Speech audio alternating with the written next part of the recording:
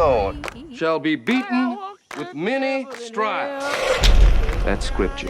The condition of your laborers, it's all wrong. And my property. You say that with pride. I say it as fact. I said, come here! Days ago, I was with my family, in my home. Now you tell me all is lost. I know what it's like to be the object of Master's lash. In his own time, good Lord will manage them all.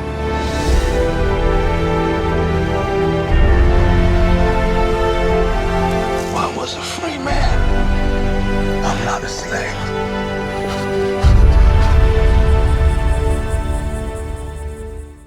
Celebrated Kenyan actress and Hollywood star Lupita Nyong'o is counting down to a big moment in her life, and that's the Oscars. She's been nominated for an Oscar, and of course, this doesn't come easy. Citizen TV is proud and honored to be talking to Lupita here in New York. Hey. Hi. How are you? I'm well, thank you. Great. Thank you so much for talking to us. Are you aware how big a deal you are at home and how much everybody is celebrating you, talking about you, following up on what you're up to? Well, I get a little bit of an inkling of it from Instagram, where I post on occasion. And of course, my family is back there, so I hear from them. I'm sure it's very different on the ground than it is for me just hearing about it on text messages and you know, the social media networks. But it's exciting. It's nice to feel that my country is proud of me, you know. That's pretty cool. And let's talk about 12 Years a Slave now. You were selected to play the role of Patsy while in Yale. So on receiving, you know, news that you had been picked to play this big role, take us back to that moment. What was your reaction? What were you feeling?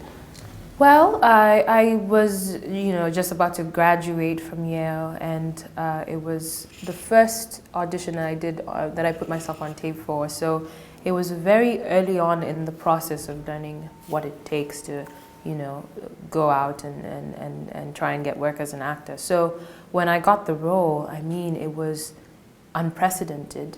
It was definitely, I was extremely excited because I had felt a real, a gut response to Patsy when I read the script, and so I was really elated that I was going to get this chance to play her. But I was also terrified, of course, because here I am about to graduate from graduate school, and I was being thrown into the deep end with these phenomenal actors that I've watched for so many years and admired. So it was a mixed bag of emotions, but I was very, very excited. And I talked to my father. He was the first person I called, and he put it into perspective. You know, he was happy that I got a job, and that's exactly it. I had a job to do, and everything else would have to take care of itself in its own time. Get away from him, Pats. I'll be seeing you real soon. Sullivan, we need to make haste. No. Sullivan.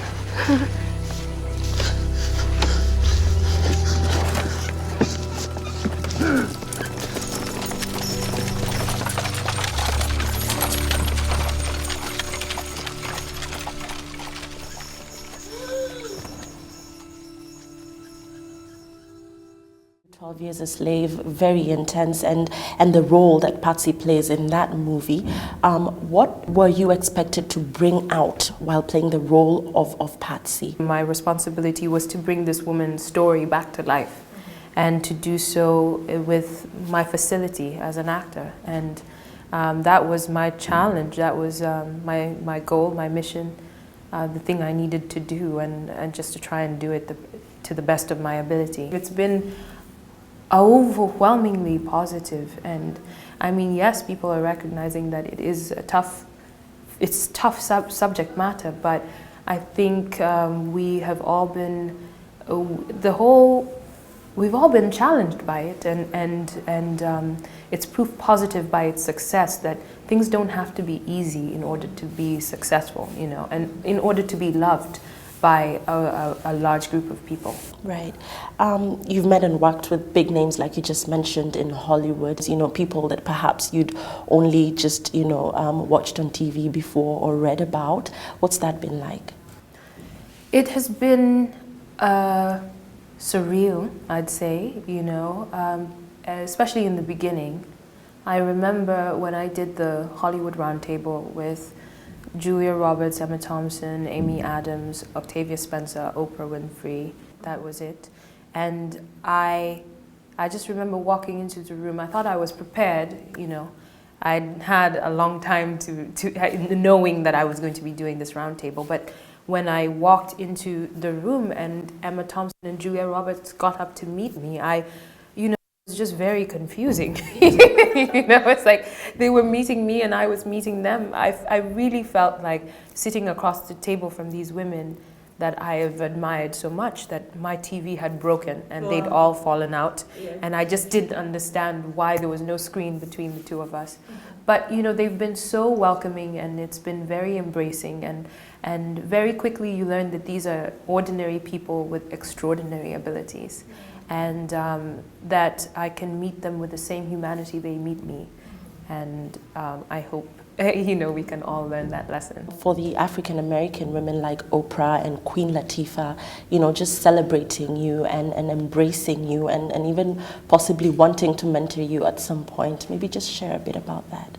It's been wonderful to be embraced by so many people in this industry and to feel like a peer, That's something that I never really imagined in any sort of detailed way, that it's happened and it's been so welcoming and just so filled with so much joy and goodwill has been amazing. It's just been amazing to have those so many incredible what would you call role models, if you will, that have now somehow in some small way become my peers, and I still learn from them. I mean, on 12 Years a Slave, having Alfre Woodard there and working with her on that, and then now getting to know her and just falling deeply in love with her as a person as well as an artist.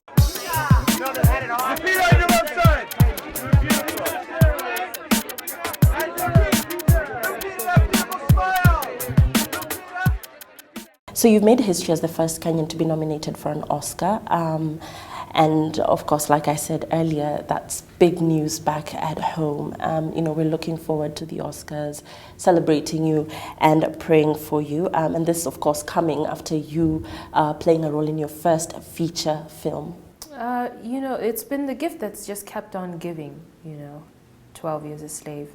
I felt extremely blessed to have the opportunity to play Patsy, who is an incredible woman and stands for so many voices that were silenced by the phenomenon that is slavery.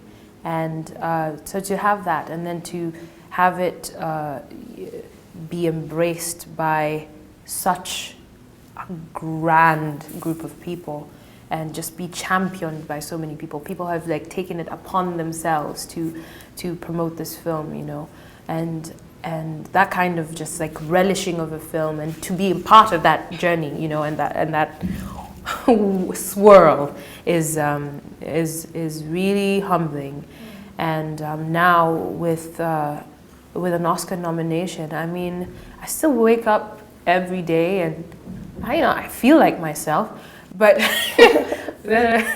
and then it occurs to me that I've been nominated for an Oscar. It's still very surreal and kind of doesn't really make much sense to me, but I feel overjoyed by that kind of recognition and celebration of my work. And I wouldn't say I'm nervous or scared, because at the end of the day I've already been rewarded, and so I'm excited to be going to the Oscars and to be going there with so many people from 12 Years a Slave. It's a real moment of joy and celebration for all of us.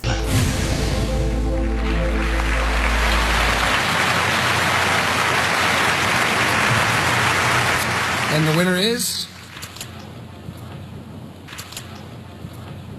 Lupita Nyongo.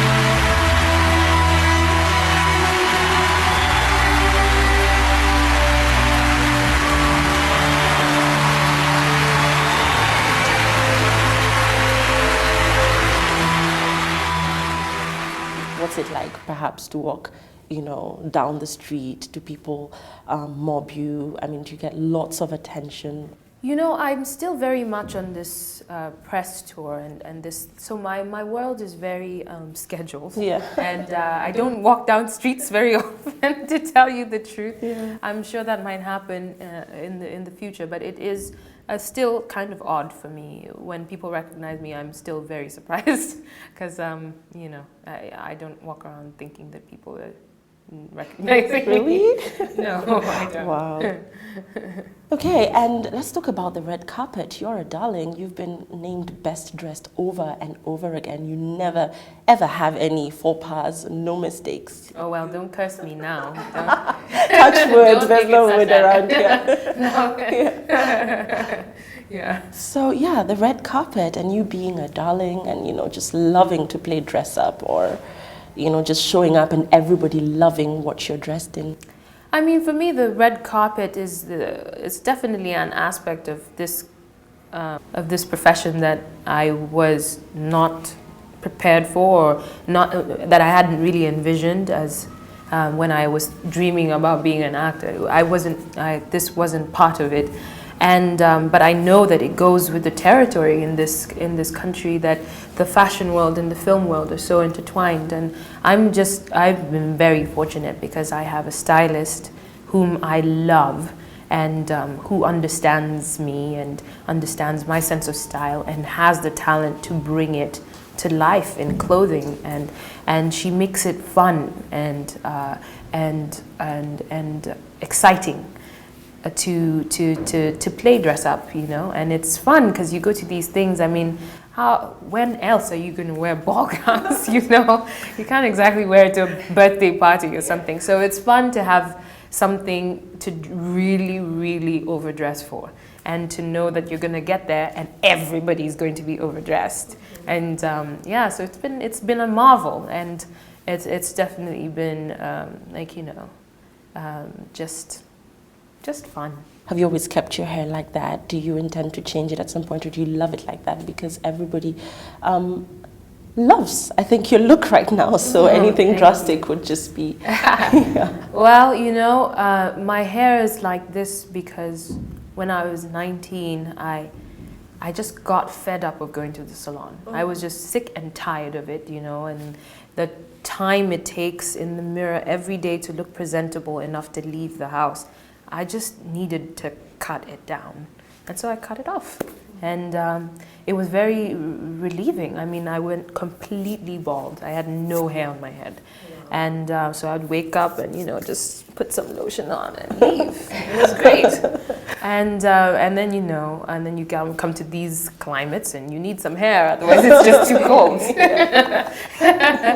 But I'm too impatient to grow my hair. My hair grows very slowly, and I'm just too impatient. So I tried growing it, and then I just cut it down. Yeah. So it's an easy, low maintenance hairdo for me. I love playing with wigs, but I never actually leave the house. Yeah. Hopefully a role sometime soon will have me in a wig or something. And you're in great shape, Lupita, and, you know, the ladies back home are like, what does she eat?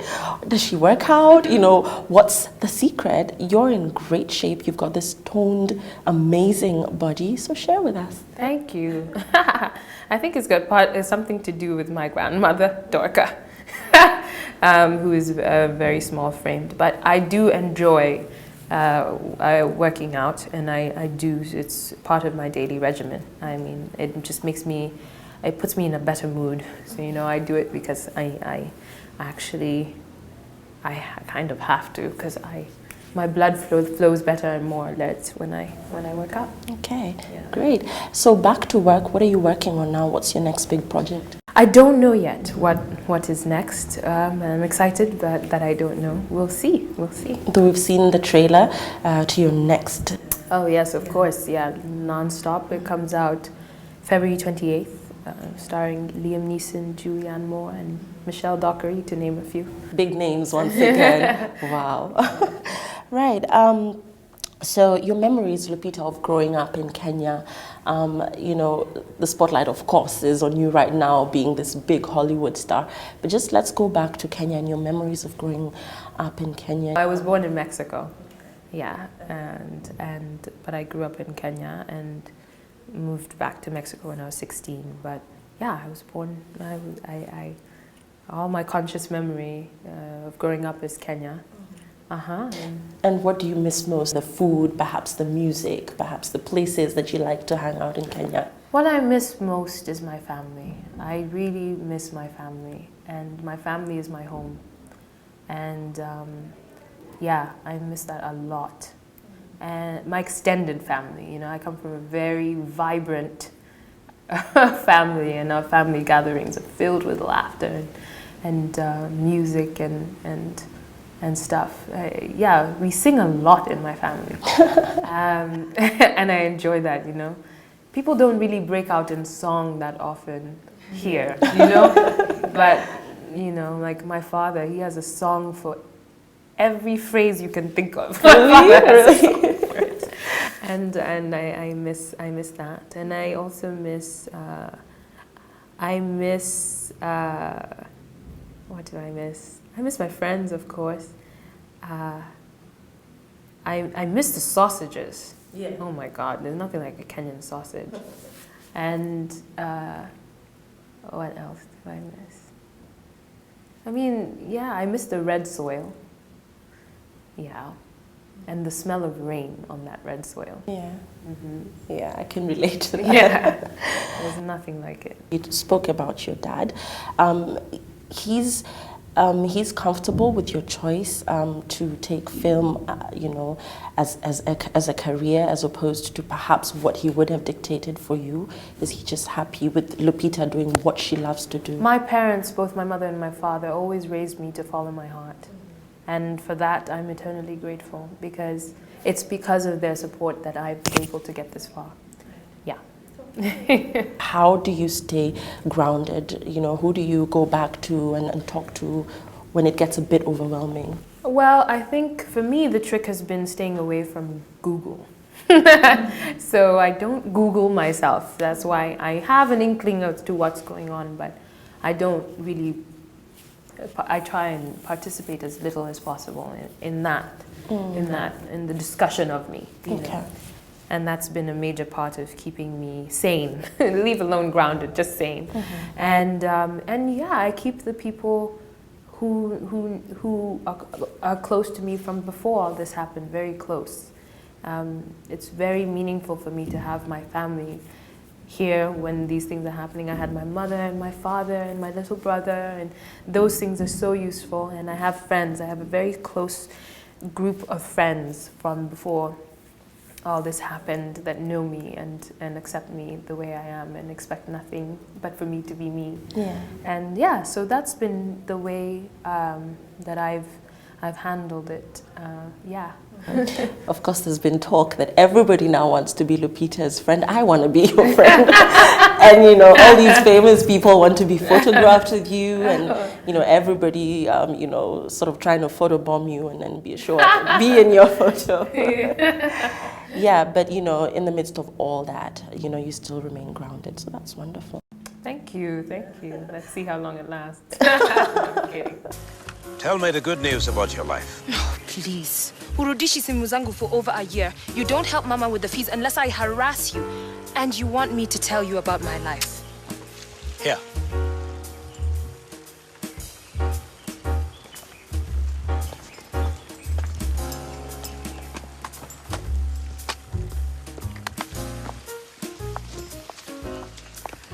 Ayura, maybe you should get married. Then you stop bothering me about money. You know what? We've survived 6 years without your help. I think we'll survive 6 more. Other Kenyans haven't been as fortunate, Lupita. The movie industry in Kenya is still struggling, you know, local producers and local actors, perhaps just looking at this as, for them, something that they would, I think, literally almost give anything for. For you, your experience and just getting this far, was that aided by the fact that perhaps you went to school abroad? What are your views on the industry back home? I know you've featured on Sugar, and you've also been a producer, before. So what are your experiences? Well, I think everyone has their own path, and for me, my end game was never to be here. I didn't know that that's where I was going to end up and when I was going to end up there. And I think for me, what's been the lesson that has guided me through everything is to find the joy and the lesson in everything that you're doing in the moment, and that's the biggest thing. Because I remember when I was on The Constant Gardener, I was a PA on The Constant Gardener, and a bunch of people turned to me and were like, why are you doing this job, You're the daughter to a politician, why are you running around getting people coffee? And to me, it was a huge deal to have that opportunity to be on that film in that position. And I didn't feel I was shortchanging myself, or, for me, it was the thing that mattered most in my life in that moment. And I think just being present and valuing what you have when you have it makes it more possible for more things to come your way and for you to then value that. But if you're not valuing where you are, chances are very slim that you will value where you go. So finding the value in the present moment is really important. And as we wind up, maybe can you speak some Swahili to people back home?